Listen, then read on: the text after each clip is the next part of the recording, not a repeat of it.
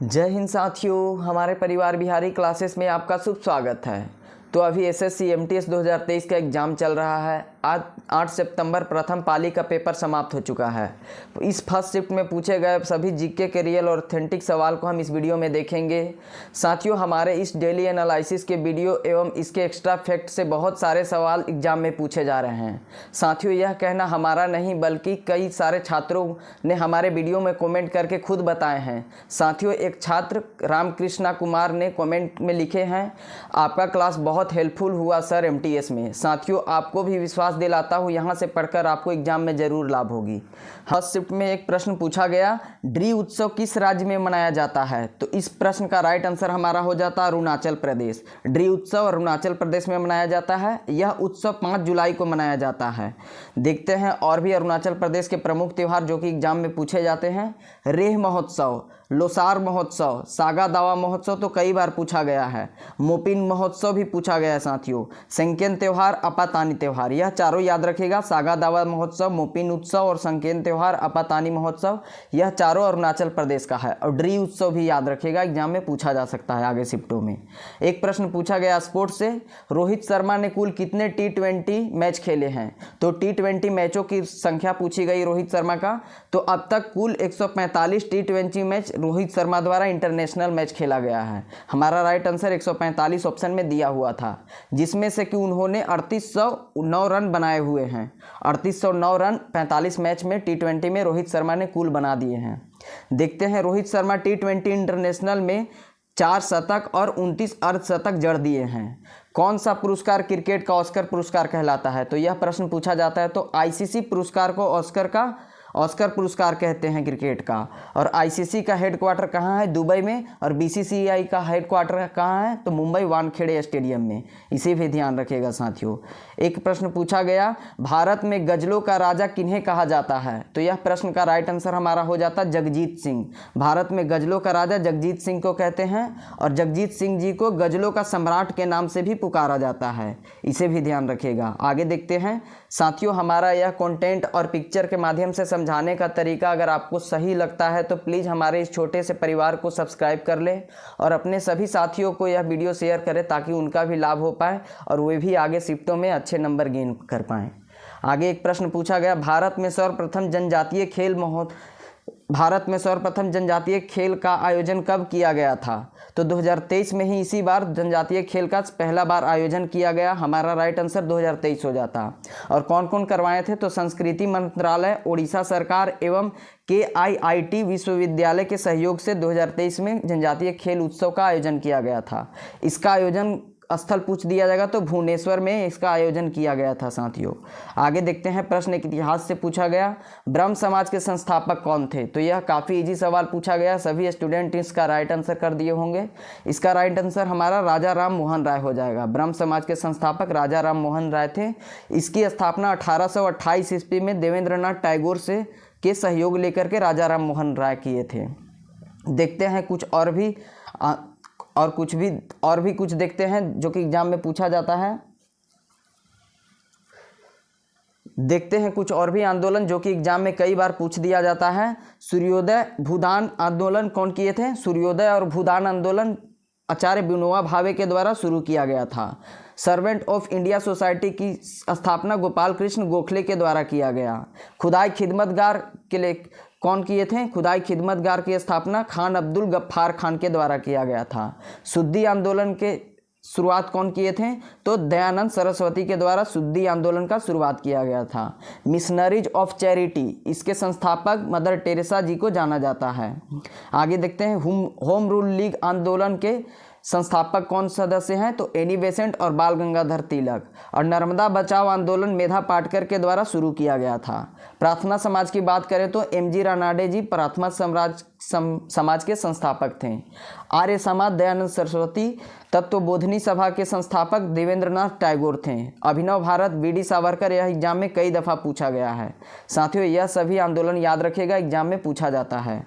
आगे प्रश्न देखते हैं, ज्योग्राफी से एक प्रश्न पूछा गया था, उत्तरी अमेरिका और दक्षिणी अमेरिका महाद्वीप के पूर्वी दिशा में कौन सा महासागर है? तो आप मैप में देखिएगा, उत्तरी अमेरिका और दक्षिणी अमेरिका के पूर्वी दिशा में अटलांटिक महासागर है। हमारा राइट आंसर ऑप्शन में दिया हुआ था, अटलांटिक महासागर हो जाता। उत्तरी अमेरिका और दक्षिणी अमेरिका महाद्वीप को पनामा नहर अलग करती है और पनामा नहर अटलांटिक महासागर और प्रशांत महासागर को जोड़ती है।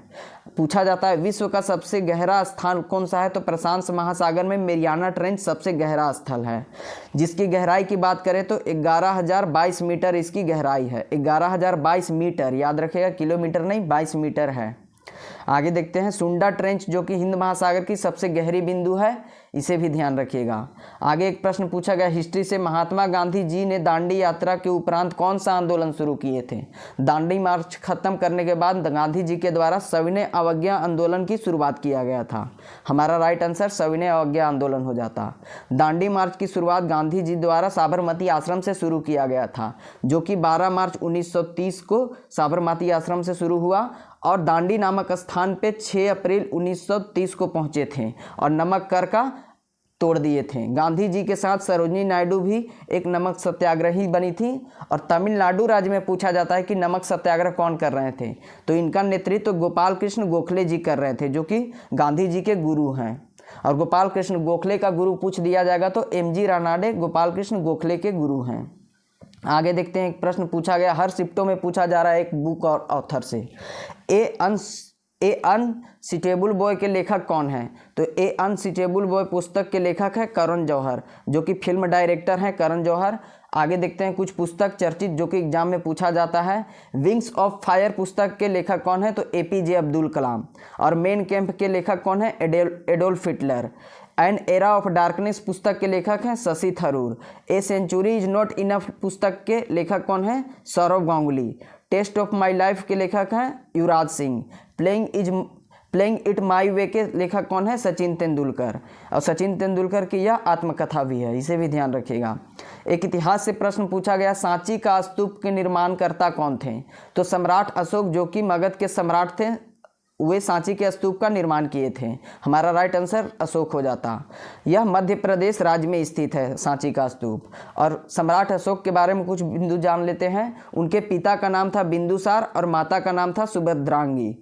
कलिंग पर आक्रमण कब किए थे अशोक? तो 261 ईसा पूर्व में कलिंग पे आक्रमण किए थे। वहाँ पे बहुत सारा नरसंहार देखने के बाद उनका हृदय परिवर्तन हो गया और बौद्ध धर्म को अपना लिए थे। और बौद्ध धर्म की दीक्षा कौन दिए थे? तो उपगुप्त दिए थे। नाम पूछा जाता है, उपगुप्त ने सम्राट अशोक को बौद्ध धर्म की दीक्षा दिए थे। आगे एक प्रश्न देखते हैं, पूछा गया पुरुष कबड्डी ग्राउंड की लंबाई कितनी होती है? तो पुरुष कबड्डी ग्राउंड की लंबाई की बात करें तो 13 मीटर होती है और चौड़ाई 10 मीटर होती है। हमारा राइट आंसर 13 मीटर हो जाता। बैडमिंटन कोर्ट पे खेला जाता है, एथलेटिक्स ट्रैक पे खेला जाता है, यह खेल और मैदान है साथियों। बेसबॉल के मैदान को डायमंड कहते हैं। बॉक्सिंग रिंग में खेला जाता है। फुटबॉल फील्ड पे खेला जाता है। क्रिकेट पिच पे, क्रिकेट फील्ड नहीं याद रखेगा, पिच पे खेला जाता है। हैंडबॉल कोर्ट पे खेला जाता है और टेनिस कोर्ट पे खेला जाता है। यह सभी को पुनः देख लीजिएगा, आगे एग्जाम में पूछा जाएगा। एक पुस्तक पूछा गया, द जोया फैक्टर उपन्यास के लेखक कौन है? तो अनुजा चौहान ऑप्शन में दिया हुआ था, हमारा राइट आंसर हो जाता। द जोया फैक्टर के लेखक अनुजा चौहान है। विक्ट्री सिटी पुस्तक के लेखक कौन है? सलमान रुश्दी। आगे देखते हैं, अंबेडकर ए लाइफ के लेखक कौन है? तो यह शशि थरूर के द्वारा लिखा गया है, Ambedkar alive. How to prevent next pandemic, यह पुस्तक काफ़ी चर्चित है, बिल गेट्स का एग्जाम में पूछा गया भी है। फियरलेस गवर्नेंस पुस्तक के लेखक कौन है? किरण बेदी।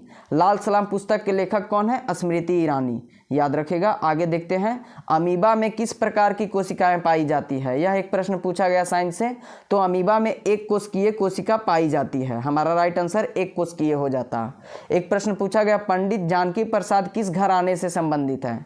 तो पंडित जानकी प्रसाद का घराना पूछ दिया गया था, तो बनारस घराना हमारा राइट आंसर हो जाता। सबसे प्राचीन घराने का नाम पूछा जाएगा तो ग्वालियर घराना सबसे प्राचीन घराना है। गिरजा देवी जो हैं, जो कि जिन्हें हम ठुमरी की रानी के नाम से प्रसिद्ध हैं, उनका घराना पूछा जाता है तो बनारस घराने से संबंधित है गिरजा देवी। आगे एक प्रश्न पूछा गया, भारत में सबसे पहले मानसून किस महीने में देखा जाता है? तो भारत में मानसून का शुरुआत जून जुलाई महीने से हो जाता है। जून जुलाई हमारा ऑप्शन में दिया हुआ था, हमारा यह राइट आंसर हो जाता। खरीफ फसल की बुआई भी जून जुलाई महीने में होती है और इसकी कटाई की बात करें तो यह अक्टूबर नवंबर महीने में कटाई हो जाती है। एक प्रश्न पूछा गया, भगवान पशुपतिनाथ जी का मंदिर कहाँ स्थित है? तो इस प्रश्न का राइट आंसर हमारा हो जाता काठमांडू, जो कि नेपाल की राजधानी है। काठमांडू में पशुपतिनाथ जी का मंदिर है। यह मंदिर भगवान शिव जी को समर्पित है। प्रश्न एक पूछा जाता है, विश्व की सबसे बड़ी मंदिर कौन सी है? तो अंकोर वाट मंदिर है हिंदू की विश्व की सबसे बड़ी मंदिर, जो कि कंबोडिया में स्थित है।